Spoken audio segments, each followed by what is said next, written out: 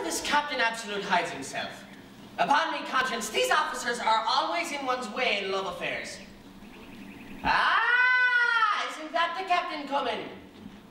Faith it is. There's a probability of succeeding about the fella that is mighty provoking. Who the devil is he talking to? If I could cut my own throat, or any other person's, with the greatest pleasure in the world. Ah! Faith, I'm in the look of it. I never could have found him in a sweeter temper for me purpose. To be sure, I'm just come in the nick. Now, to enter into conversation with him, and so quarrel genteelly. With regard to that matter, Captain, I must beg leave to differ in opinion with you. Well then, sir, you must be a very subtle disputant, because I happened just then to be giving no opinion at all. That's no reason. Forgive me leave to tell you, sir, a man may think an untruth as well as speak one. Very true, but if a man never utters his thoughts, one might think they might stand a chance of escaping controversy. Then, sir, you differ in opinion with me, which amounts to the same thing. Harkee, Sir Lucius, if I had not before known you to be a gentleman, I shall certainly not have discovered it in this interview. For what can you drive at? Unless you mean to quarrel with me, I cannot conceive. I humbly thank you, sir, for the quickness of your apprehension. You've named the very thing I would be at. Well, I should certainly not balk your inclinations, but it would please you would explain your motives. Pray, sir, be easy. The quarrel is a very pretty quarrel as it stands. We should only spy on it by trying to explain it. However, your memory is very short, or you could not have forgotten an affront you passed on me within the week. So no more. But name your time and place. Well, since you are so bent on it, the sooner the better.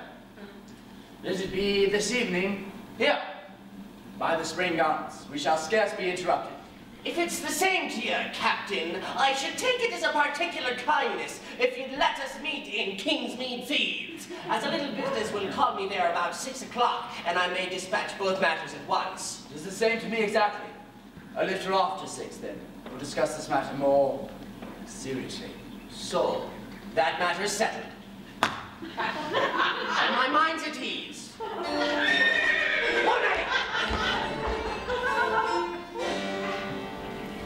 Well met. I was going to look for you. Oh, Falkland, all the demons of spite and disappointment have conspired against me. I'm so vexed that if not I had the resource of a prospect in being knocked over the head, by and by I shall scarce have the spirits to tell you the cause. What can have happened? Has Lydia changed her mind? I should have thought her duty and inclination now pointed to the same object. Aye, but much as the eyes do of a person who squints, when her love eye was fixed on me, t'other, her eye of duty was finally obliqued. But when duty bid her point it the same way, off t'other turned on a swivel, securing its retreat with a frown. But what's the resource you were... Well, to wind up the whole, a good-natured Irishman has begged leave to have the pleasure of cutting me trick. And I mean to indulge him, that's all. Pray, be serious. 'Tis truth upon my soul. Sir Lucius O'Trigger, you know him by sight, for some affront which I am sure I never intended, has obliged to meet me this evening, which is why I wish to see you. You must go with me. Oh, there must be some mistake, sure. Sir Lucius shall explain himself, and I dare say matters may be accommodated. But this evening, did you say? I wish it had been any other time. Why, there should be light enough. But I am myself a good deal ruffled by a difference I've had with Julia. My vile, tormenting temper has treated her so that I shall not be myself till we are reconciled. By heavens, Falkland, you don't deserve her. Oh, Jack. It is from Julia. I dread to open it. I fear it may be to give me a last leave. Perhaps bid me return the letters and restore. Oh, how I suffer for my folly. Give it to me. Oh, it's a final sentence indeed. It's all over for you. Nay, Jack, don't keep me in suspense. As I am already convinced that my dearest Falkland's own reflections have already upbraided him to his past unkindness to me, I will not add a word on the subject. I wish to speak with you as soon as possible. Yours ever and truly, Julia.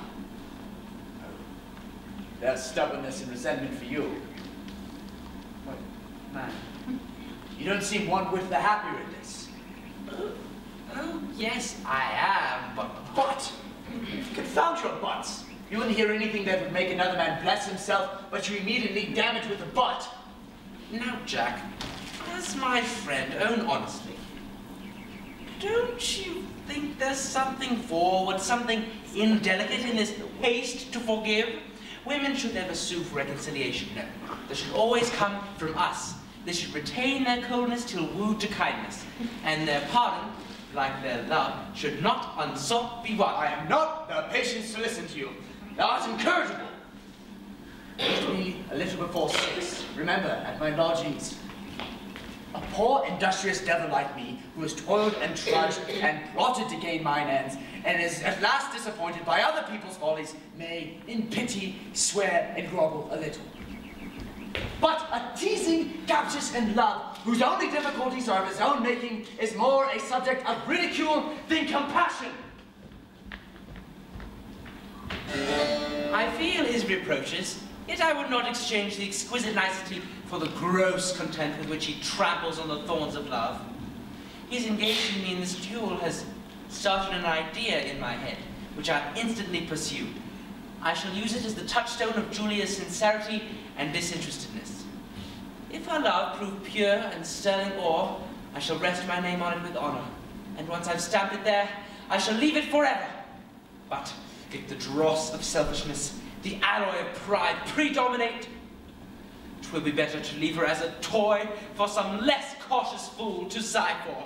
To pass!